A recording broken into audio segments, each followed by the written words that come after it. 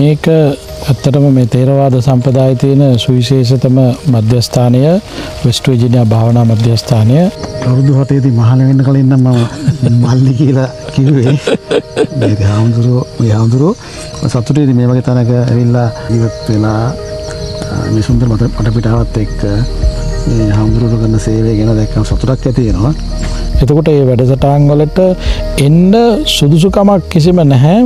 භාවනා කරන්න කැමති කවුද, ධර්මය ඉගෙන ගන්න කැමති කවුද, ඒ ඕනෑම කෙනෙකුට සහභාගී වෙන්න පුළුවන්. ඇත්තටම මම හිතන්නේ ලාංකිකයන් අතර එච්චර මේ ආයතනය ගැන අවබෝධයක් නැහැ. මම සිංහල සාකච්ඡාවක් ඉඳන් මම කියන්න කැමතියි. ඉතින් මේ ලංකාවේ පිරිසගේ මේ ආයතනය පිළිබඳ තියෙන දායකත්වයේ බොහෝම අඩුයි. මේ ආයතනය ඇමරිකන් බේස් එකක්. ඉතින් මේන්ලි ඇමරිකන් අය තමයි මේ ආයතනයේ ගොඩාක් ගොඩනැගිලි ඉදි කරලා තියෙන්නේ. මම මේ වෙලාවේ ඉන්නේ වෙස්ට් වර්ජිනියා වල තියෙන භාවනා මධ්‍යස්ථානයේ. මම ඉන්නේ මේ සද්දාජීව හාමුදුරුවොත් එක්ක. හාමුදුරුවනේ මේ ආයතනය ඇත්තරම සුන්දරයි. කැලයක් මැද පිටලා තියෙන්නේ. මොකද එක සෑහෙන කුටි තියෙනවා. ඒකේ නැවතිලා මේ අය භාවනාව වලට සහභාගී වෙනවා. ඒත් එක්කම ගොඩාක් විදේශිකයෝ මෙතන ඇවිල්ලා භාවනාව උදාහරණ ගැන ප්‍රගුණ කරනවා. ඉතින් ගොඩාක් ලාංකිකයෝ ඉන්නවා නොර්ත් ඇමරිකාවල. ඉතින් මම හිතන්නේ මොනවද හාමුදුරන්ට කියන්න තියෙන්නේ මේ මධ්‍යස්ථානය ගැන සහ ඒගොල්ලන්ට මේකෙන් මොනවාරි ඒ කියන්නේ ඇවිල්ලා වැඩසටහන සහභාගී වෙනවා නම් කොහොමද ඒක කරන්න පුළුවන් මේකට? ඔව් මේක ඇත්තටම මේ තේරවාද සම්ප්‍රදායේ තියෙන සුවිශේෂතම මධ්‍යස්ථානය වෙස්ට් විර්ජිනියා භාවනා මධ්‍යස්ථානය. අපේ වෙබ් පේජ් එක භාවනා සොසයිටි කියලා කිව්වහම පස්සේ හොයාගන්න පුළුවන්.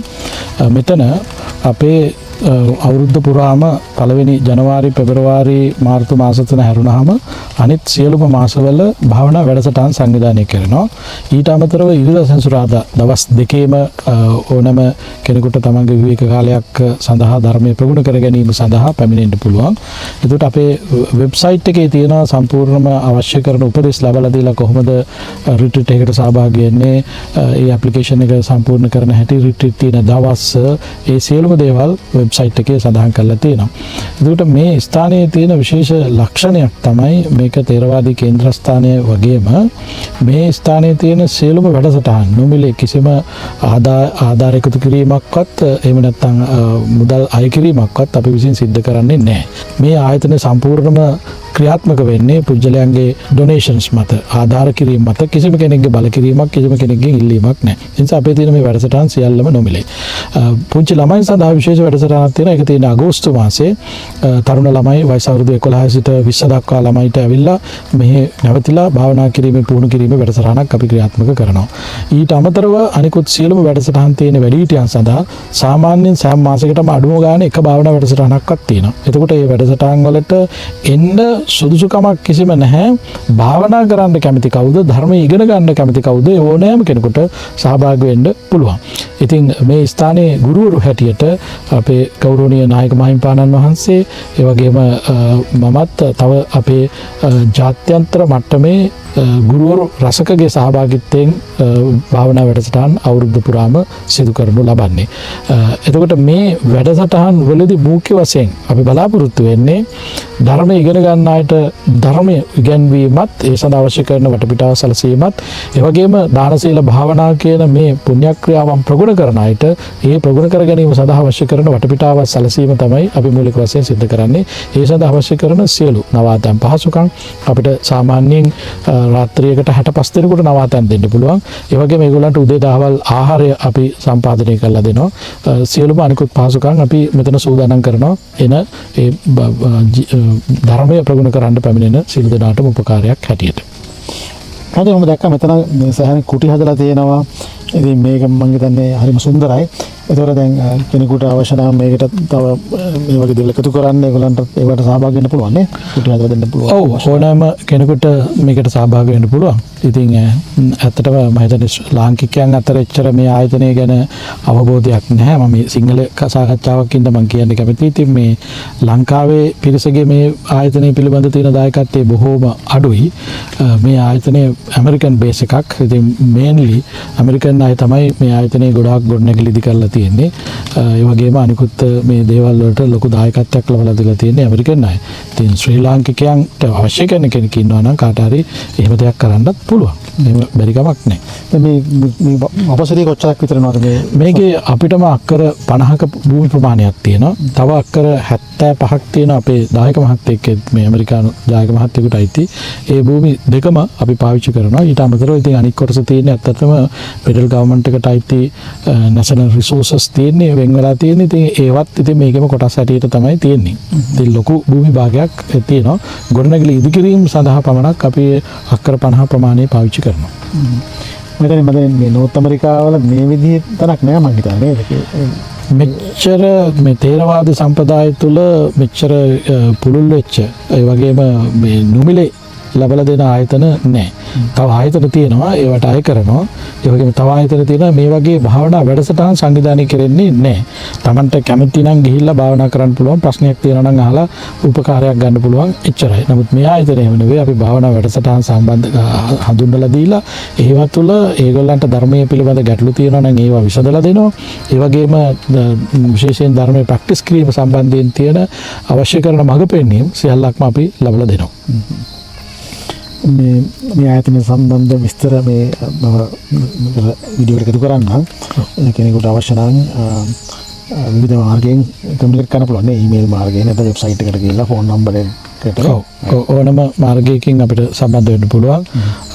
අපේ වෙබ් පේජ් එකත් ඒ වගේම Facebook එකක් තියෙනවා භාවනා සොසයිටි ෆ්‍රෙන්ඩ්ස් සපෝටර්ස් කියලා. එතකොට භාවනා සොසයිටි කියලා වෙබ් එක තියෙනවා. භාවනා සොසයිටි කියලා YouTube channel එක තියෙනවා. ඒ ඕනම එකක් කරා අපිට සම්බන්ධ වෙන්න පුළුවන්. ළඟම තියෙන එයාපෝට් එක මොකද උතන්ද? මේකට ළඟම තියෙන එයාපෝට් එක IAD වොෂින්ටන් ඩලස් එයාපෝට් එකත් ඒ වගේම වොෂින්ටන් රේගන් එයාපෝට් එකත් කියන මේ දෙකම ළඟයි. ඊළඟට බෝල්ටිමෝ එයාපෝට් එකත් ටිකක් දුරයි. නමුත් අර දෙකට වඩා දුරයි. නමුත් ඒ එයාපෝට් තුනම පාවිච්චි කරනවා. කෙනෙකුට එයාපෝට් එකට ආවට පස්සේ එයාපෝට් වල මෙතනට මේ ට්‍රාන්ස්පෝර්ට් හොයාගන්න ලේසිද නේද? ඌබර් තමයි හැම කෙනෙකුටම ගන්න පුළුවන්. මොකද කෝච්චිවත් බස්වත් නෑ මෙහි. ඉතින් ඌබර් එහෙම නැත්නම් වෙනත් තමන්ගේ යාළු හිත මිත්‍ර ආදීන්ගේ උපකාරයෙන් තමයි ගොඩක් අය මෙතෙන්ද එන්නේ. යාවට පස්සේ කැම්ප් බීම හැම දෙයක්ම මෙතනින් සපයන නිසා හරි පහසුවක් වෙනවා නේද? අපි ඒවා ඔක්කොම ඒගොල්ලන්ට ඉඳුන් හිටුන් කැම බීම සියල්ලක්ම ලබලා දෙනවා. ඉතින් ආම්දරේ විතර එකපාර 60කට විතර රාත්‍රියේ දා ගන්න පුළුවන් අවකාශයක් තියෙනවා මෙතන? ඔව් 65 දෙනෙකුට අපිට accommodations දෙන්න පුළුවන්. ඉතින් අපේ accommodations වර්ග දෙකක් තියෙනවා. එකක් කුටි වල ඉන්න පුළුවන්. අනිත් එක dorms වල ඉන්න පුළුවන්. ඉතින් dorms වල light වතුර bathroom ඔක්කොම තියෙනවා. කුටි වල ඒවා නැහැ. කුටි වල තියෙන්නේ ඇඳ පුටුව මේස විතරයි.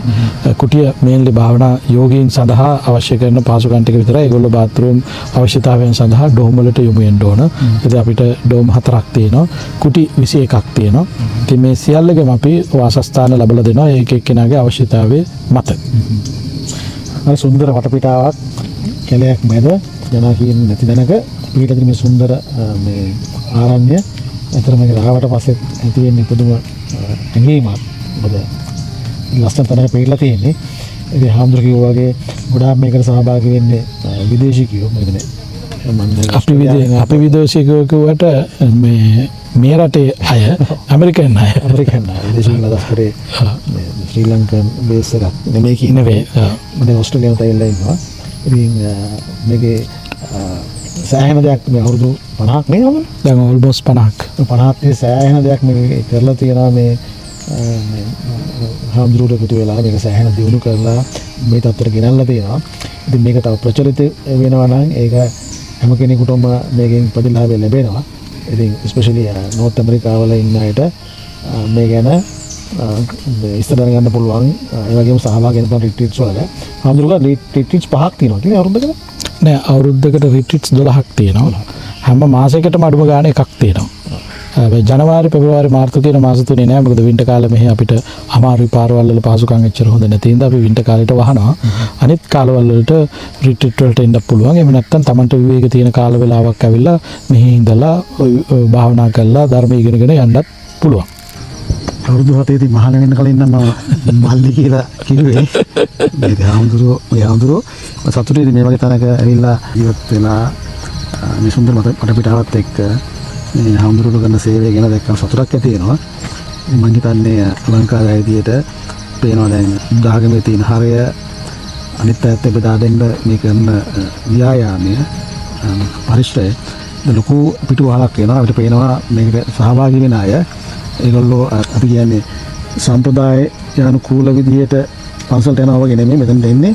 ඒගොල්ලෝ හරය ලබාගෙන මම හිතන්නේ එතනින් එහාට දෙයක් බලාගෙන නේද හම්බුනේ. මම හිතන්නේ ඒක තමයි වැදගත්ම දේ.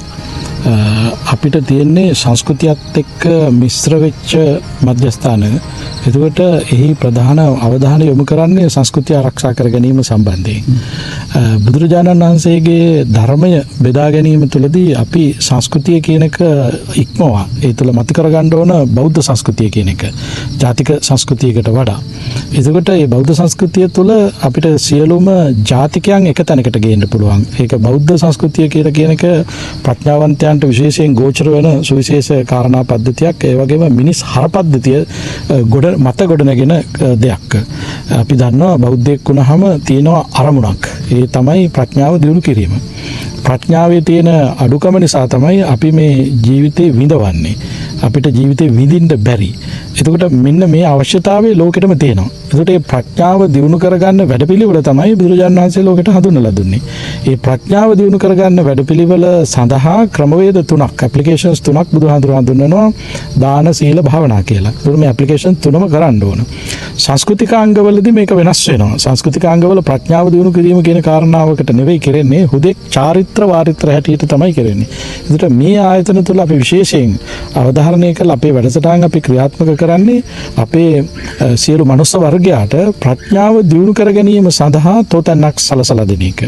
ඒ ප්‍රඥාව වුන් දියුණු කර ගැනීම තුළ ඔවුන්ගේ සැනසීම, ඔවුන්ගේ ජීවිතයේ සුඛ විහරණය ඔවුන් විසින්ම සලසා ගැනීම සිද්ධ කරනවා. ඉතින් ඒකට තමයි මේ වගේ ආයතනයක් තුළ අපි කැප වෙන්නේ. ඉතින් එතන අර ජාතික මට්ටම අතික්‍රමණය කියලා ජාත්‍යන්තර මට්ටමට අපි එතනපත් වෙනවා. ඊළඟට රටක් වශයෙන් නෙවෙයි අපි වෙන් වෙන්නේ, ජාතියක් වශයෙන් නෙවෙයි අපි වෙන් වෙන්නේ, සත්ත්ව වර්ගය. ඒ තුළ විශේෂයෙන්ම මානව වර්ගය කෙරෙහිම යොමු වෙලා තමයි අපේ කටයුතු අපි සිද්ධ කරන්නේ. තුන තමයි හඳුනේ. හොඳයි, තේරුම් ගන්න.